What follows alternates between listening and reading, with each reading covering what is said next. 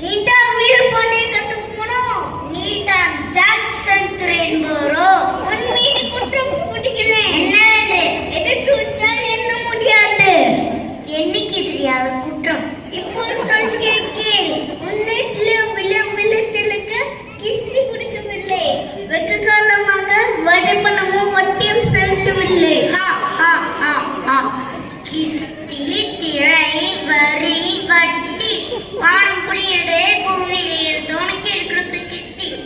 உங்களுடன் வாழ கண்டாய, ஏற்ற வைத்தாய, தீபாய் திருநெல் நிறைய கண்டாய, நாட்டு நட்டாய, கலை வைத்தாய, இல்லையே கொஞ்சம் பெண்களுக்கு